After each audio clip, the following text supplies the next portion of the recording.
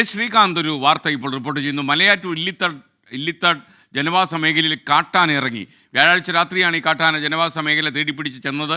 നാട്ടുകാരുടെ നേതൃത്വത്തിൽ മണിക്കൂറുകൾക്ക് ശേഷം ആനയെ കാട് കയറ്റി വിട്ടു. അതിൻ്റെ ദൃശ്യമാണ് പ്രേക്ഷകർ ഇപ്പോൾ കാണുന്നത്.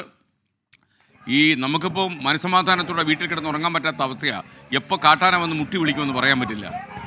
ഇല്ലിത്തോട് എന്ന് പറയുന്ന പ്രദേശത്താണ് ഈ ജനവാസ മേഖലയിൽ കാട്ടാന ഇറങ്ങിയത്. കാട്ടാന കൂട്ടമാണ് ഇറങ്ങിയത് എന്നാണ് ശ്രീകാന്തിൻ്റെ റിപ്പോർട്ടിൽ പറയുന്നത്. വല്ലാതെ പരിഭ്രാന്തരായിപ്പോയി ജനങ്ങളെന്നാണ് നമ്മൾ മനസ്സിലാക്കുന്നത്. കാട്ടാനകൾക്ക് കാട്ടിനുള്ളിൽ അത്യാവശ്യം ഭക്ഷണമൊന്നും കിട്ടാത്ത സാഹചര്യം ആണോ ഇത് ഉണ്ടാക്കുന്നത് നമുക്കറിയില്ല. ശ്രീകാന്ത് ഇതിൻ്റെ കൂടുതൽ ചില വിവരങ്ങൾ നൽകാൻ നമുക്കൊപ്പം ചേരുന്നു. Srikanth, good morning. പറയൂ വിശദാംശങ്ങൾ. കാട്ടാനക്കൂട്ടത്തെ എത്ര സമയത്തിന് ശേഷമാണ് കാട് കയറ്റിവിടാൻ കഴിഞ്ഞത്? ഈ ഇല്ലിത്തോടെന്ന് പറയുന്ന മേഖല ഈ കാട്ടാന ഇറങ്ങുന്ന ഒരു പ്രധാനപ്പെട്ട മേഖലയാണ്. ഈ മലയാറ്റൂർ ജനവാസ മേഖലയിലാണ് നിലവിൽ ഇപ്പോൾ ഈ കാട്ടാന ഇറങ്ങിയത്.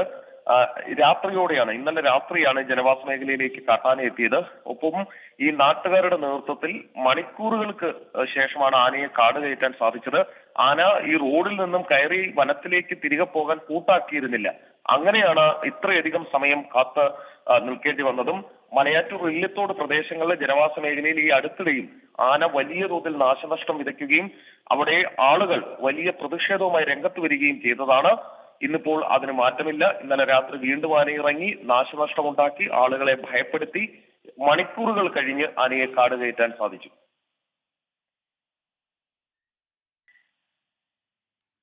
Thank you Srikanth.